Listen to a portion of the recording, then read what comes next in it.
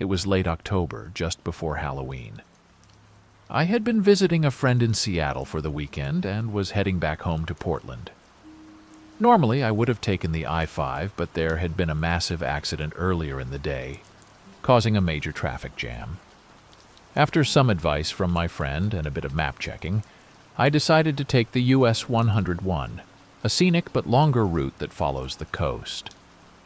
I figured it would be nice to have a relaxing drive and avoid the traffic mess. I left Seattle around 4 p.m., which I knew was a bit late, but I was confident I'd make it home before midnight. The drive started out great. The weather was clear and crisp. The fall foliage was beautiful, and I had my favorite playlist going. As I cruised along, I felt pretty good about my decision to take this alternate route. As I passed through Olympia and got onto the US 101, the sun began to set. The scenery was stunning, with the last light of day reflecting off the water and the trees ablaze with fall colors. I was making good time and enjoying the drive, but as the daylight faded, a thick fog started to roll in. At first, it was just a light mist, but it quickly turned into a dense, soupy fog that reduced my visibility to just a few feet in front of the car. I slowed down, turning on my fog lights and driving cautiously.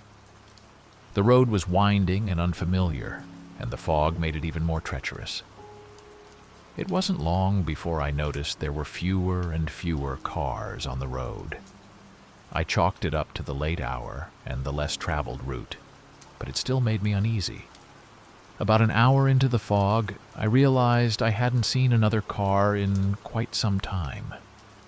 I was starting to feel isolated and a little spooked. The fog seemed to swallow the sound of my engine, making everything eerily silent. My GPS was still working, thankfully, and it showed that I was on the right path, so I tried to push the anxiety down and focus on the road. Eventually, I came upon a small town called Raymond. It was one of those blink-and-you-miss-it places with just a few buildings and no signs of life. The fog made it look ghostly, like something out of a horror movie. I thought about stopping to stretch my legs, but something about the place gave me the creeps, so I decided to keep going. As I left Raymond behind, the road became even more winding and narrow. The trees on either side seemed to close in, their branches reaching out like skeletal hands in the fog. I started to feel a sense of dread building in the pit of my stomach. I told myself I was being ridiculous, that it was just the fog and the darkness playing tricks on my mind. After what felt like an eternity, I reached another small town, South Bend. It was slightly larger than Raymond, but just as desolate. I was getting low on gas and decided to stop at a small, old-fashioned gas station. The place looked like it hadn't been updated since the 70s, with peeling paint and a flickering neon sign. The attendant, an older man with a weathered face, came out to help. He didn't say much, just nodded and started pumping the gas. The whole interaction felt off, like something out of a nightmare, but I brushed it off as my nerves.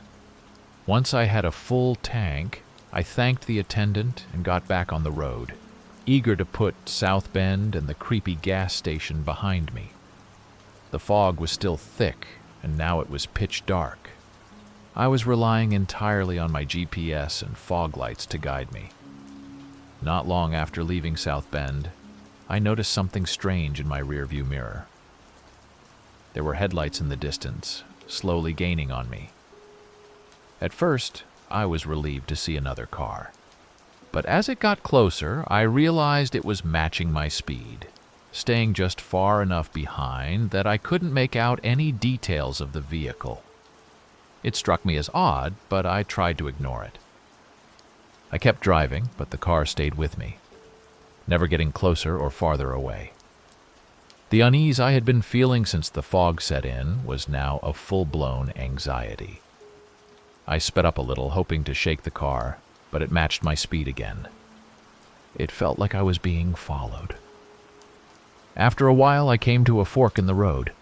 My GPS directed me to take the left turn, so I did. I glanced in the mirror and saw the car take the right fork. I breathed a sigh of relief, hoping that was the last I'd see of it. But my relief was short-lived. About 10 minutes later, I saw the headlights again, coming up fast behind me.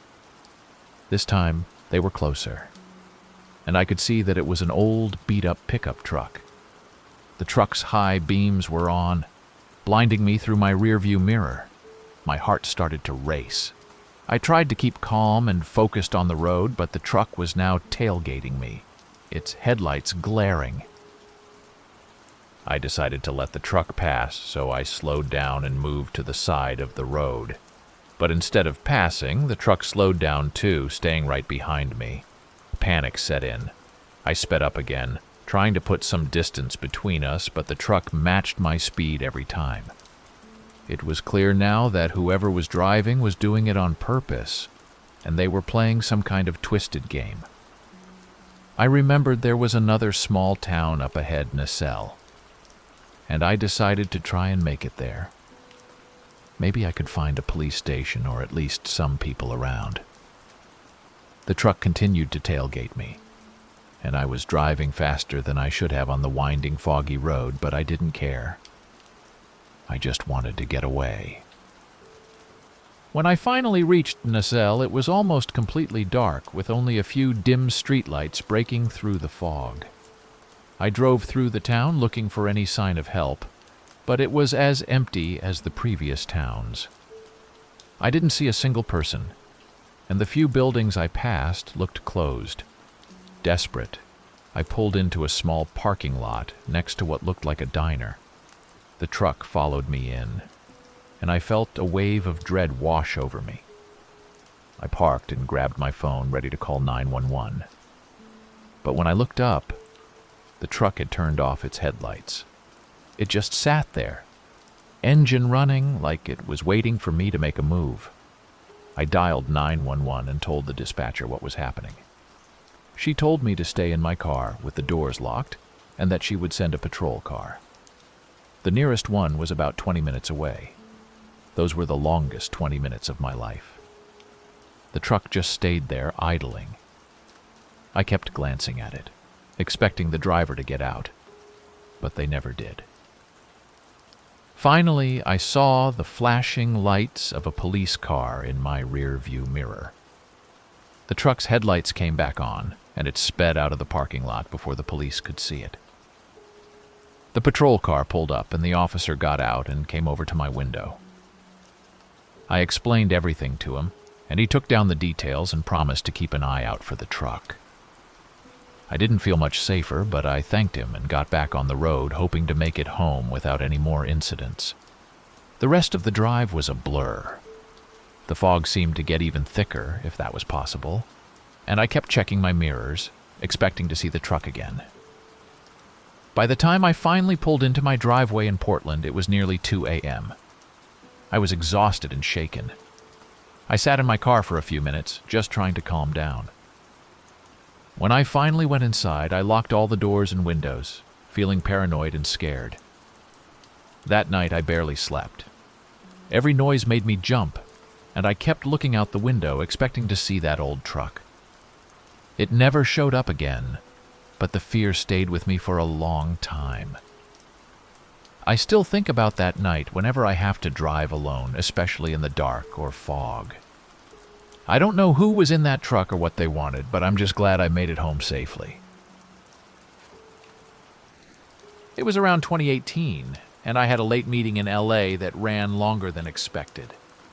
By the time I wrapped up, it was already 10 p.m. I decided to make the drive to San Francisco overnight to save on a hotel. I'd done this route a few times before, so I didn't think it would be a big deal. The first part of the drive was uneventful. I was on I-5, which, if you've ever driven it, you know it's just a long, straight stretch of road with not much to see. It's peaceful, but can get pretty lonely at night. I was jamming to some music and sipping on a coffee I picked up before leaving LA, trying to stay alert. Around midnight, I started feeling the fatigue hit me. I saw a sign for a rest area, and decided to pull in, stretch my legs, and grab another coffee from the vending machine. The rest area was completely deserted. There were no other cars, and the whole place had an eerie stillness to it. As I walked over to the vending machine, I heard a faint rustling behind me. I spun around, but there was nothing there. Just the wind, I told myself. I got my coffee, took a few sips, and got back into my car. I shook off the weird feeling and continued my drive. A few miles down the road, I noticed a car behind me. It was just far enough back that I couldn't make out the details, but close enough that I could see its headlights in my mirror. At first, I didn't think much of it. Probably just another night driver. But then the car started to get closer. I figured they were just speeding up to pass me, but they didn't. They stayed right behind me, matching my speed perfectly. I sped up a little, hoping they'd pass, but they didn't. They just kept tailing me. This went on for about 15 minutes, and I was starting to get really uneasy. Why weren't they passing me? Why were they following so closely? I decided to slow down to see if they'd go around me. I dropped my speed to about 55 miles per hour, but the car just slowed down with me. Now I was genuinely scared. I tried to rationalize it. Maybe they were just tired and using my taillights to keep their bearings. Maybe it was a coincidence. But deep down, I knew something was wrong. I needed to lose this car. I saw an exit coming up and decided to take it. If they followed me, I'd know for sure that they were up to something. I turned off the highway and onto a smaller road that led into some rural area. The car followed. Now I was panicking. What did they want? Why were they following me? I sped up again, taking random turns through the dark, deserted roads. The car stayed right on my tail. My heart was pounding and my hands were shaking on the steering wheel. I had no idea where I was or where I was going. I just knew I had to get away. I finally spotted a small diner up ahead, its neon sign flickering in the darkness. I decided to pull in and see if I could find some help or at least some other people. I turned into the parking lot and the car that had been following me sped past, continuing down the road. I breathed a sigh of relief, thinking maybe I'd lost them. I parked my car and sat there for a minute, trying to calm down. The diner looked like it was straight out of a horror movie, old, run down, and barely lit. But it was the only sign of life for miles, so I decided to go inside. The place was almost empty, just an old man behind the counter and a couple of truckers at a table. I ordered a coffee and sat down, trying to collect my thoughts. As I sipped my drink, I couldn't shake the feeling that I was still being watched. I kept glancing out the window, expecting to see that car pull into the lot any second. After about half an hour, I decided it was safe to leave. I paid for my coffee and headed back to my car, keeping an eye on the road for any sign of my mysterious follower. The coast seemed clear, so I got back on the highway and continued my journey. For a while, everything seemed normal again. The road was empty, and I started to relax a little. But then, just as I was beginning to think the worst was over, I saw those headlights in my rearview mirror again. My heart sank. It was the same car. I tried to stay calm and think rationally. Maybe it was just a coincidence. Maybe they were going the same way as me. But as they got closer, I knew it wasn't a coincidence. They were following me again. I decided I had to do something drastic to lose them. I remembered there was a small town coming up where I could probably find a police station or at least some people. I took the next exit and sped towards the town. The car followed. As I entered the town, I spotted a gas station with a few cars parked outside. I pulled in, hoping there'd be someone there who could help. The car that had been following me slowed down and then turned around, heading back towards the highway. I watched it disappear into the night, feeling a mix of relief and confusion. What the hell was going on? Why were they following me? I got out of my car and went inside the gas station. The clerk gave me a weird look as I walked in, probably because I looked like I'd just seen a ghost. I asked if there was a police station nearby, and he pointed me in the right direction. I decided to head there, just to be safe. As I drove through the quiet streets, I kept checking my mirrors, half expecting that car to reappear. When I finally reached the police station, I parked and went inside. The officer at the desk listened to my story, but there wasn't much they could do without a license plate or more details. Feeling frustrated and exhausted, I decided to wait at the station for a while, just to be safe. I sat in the waiting area, trying to piece together what had happened.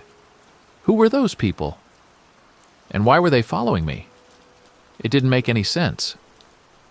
After about an hour, I felt a bit more relaxed and decided it was time to get back on the road. I figured the car was long gone by now, and I just wanted to get to San Francisco and put this whole ordeal behind me. I thanked the officer and headed back to my car. The rest of the drive was uneventful, but I couldn't shake the feeling that I was being watched. Every time I saw headlights in my rearview mirror, my heart would race.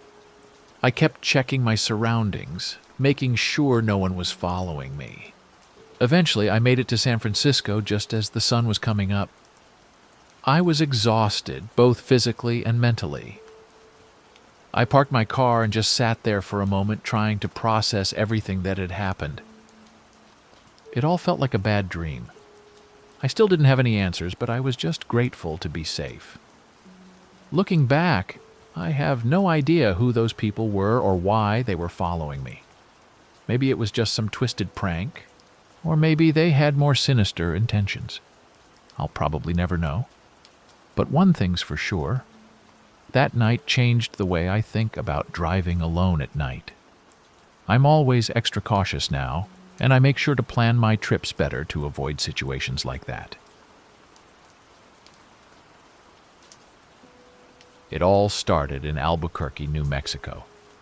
I had spent a few days exploring the city, enjoying the vibrant culture and breathtaking landscapes.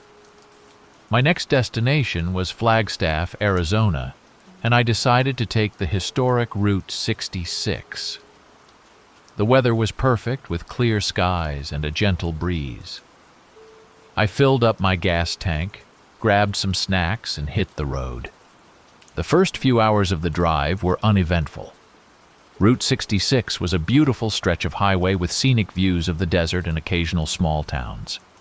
I listened to my favorite playlists, sang along to some classic rock tunes, and felt a sense of freedom and adventure. As the sun began to set, I realized I was making good time and decided to push through and drive into the night. The landscape changed dramatically as darkness fell. The vast desert that had seemed so inviting during the day now felt eerily desolate. The road was empty with no other cars in sight. The only light came from my headlights, illuminating the narrow stretch of pavement ahead. I felt a sense of isolation, but I reminded myself that this was part of the adventure. Around 10 p.m., I noticed that my gas gauge was dropping faster than expected. I hadn't seen a gas station for miles, and I began to worry about running out of fuel in the middle of nowhere. I kept my eyes peeled for any signs of civilization, but the road remained dark and empty. Finally, after what felt like an eternity, I saw a flicker of light in the distance.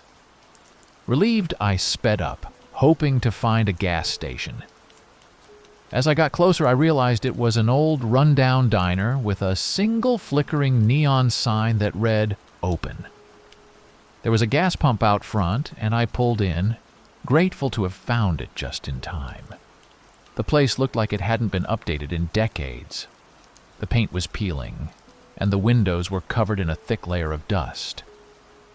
I got out of the car and walked over to the pump. only to discover it was one of those ancient models that didn't accept credit cards. Frustrated, I decided to go inside and see if I could pay at the counter. The diner was dimly lit and eerily silent. A bell above the door jingled as I entered, but no one greeted me. The place was empty, with a few scattered tables and a long counter with red vinyl stools. I called out, but there was no response. Feeling uneasy, I walked up to the counter and noticed an old-fashioned cash register. I rang the bell on the counter, hoping someone would appear. After a few moments, a man emerged from the back room. He was in his late 50s, with a grizzled beard and a worn-out trucker cap. His eyes were cold and distant, and he didn't seem too pleased to see me. I explained my situation, and he grunted, telling me to fill up and pay inside. I hurried back to my car, filled the tank, and went back inside to pay. The man rang me up, and I handed him a $20 bill. As he made change, I couldn't shake the feeling that something was off about this place. The whole situation felt like something out of a horror movie, and I was eager to get back on the road. I thanked the man and quickly left the diner. As I got back into my car, I noticed another vehicle pulling in, a rusty old pickup truck with its headlights off.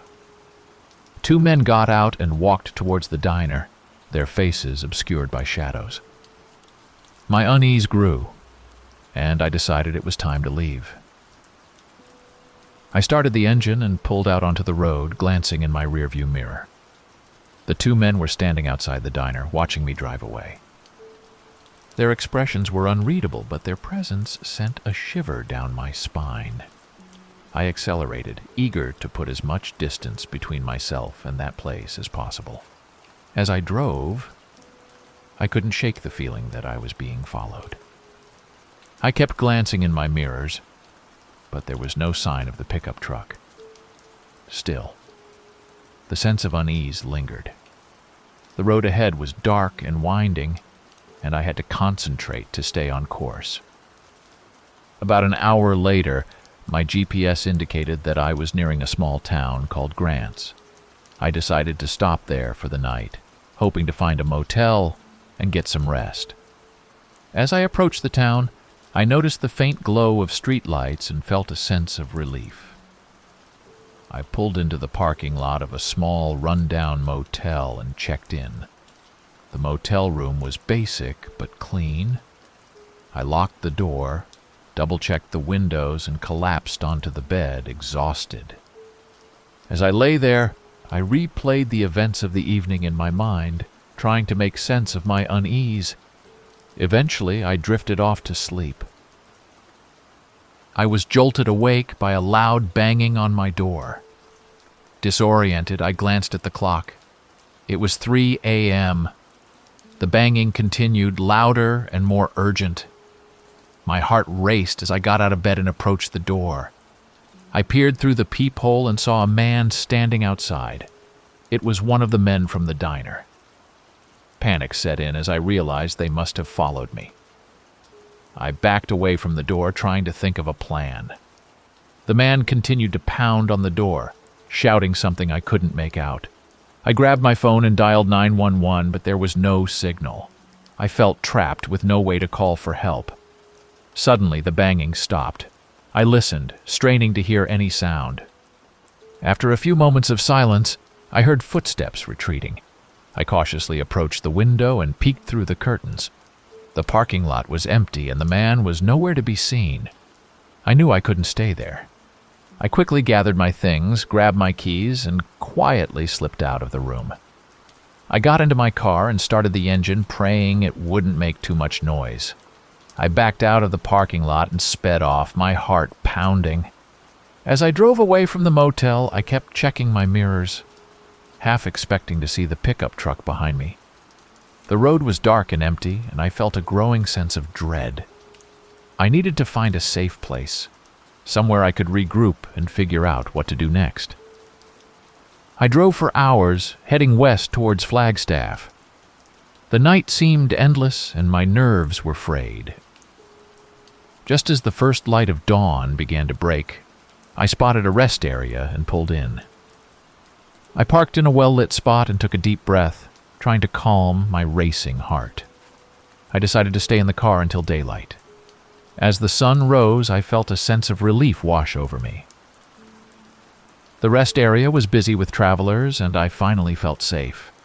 I got out of the car, stretched my legs, and went to the restroom to freshen up. As I splashed water on my face, I looked at myself in the mirror. I was exhausted, both physically and mentally. I knew I needed to be more cautious and trust my instincts.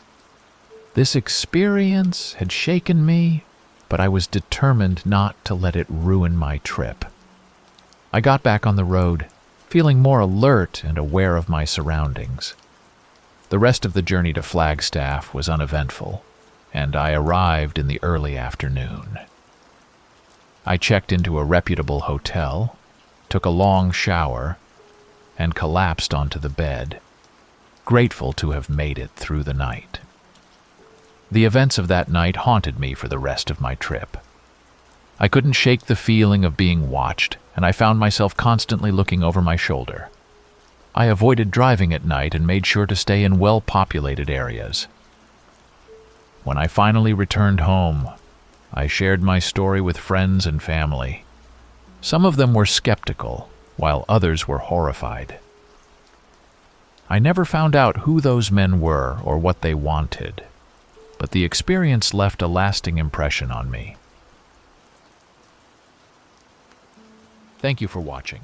If you found these stories gripping, don't forget to subscribe for more spine-tingling content. For another hair-raising tale, check out our suggested video. And if you're hungry for more eerie encounters, dive into our playlist featuring similar chilling narratives.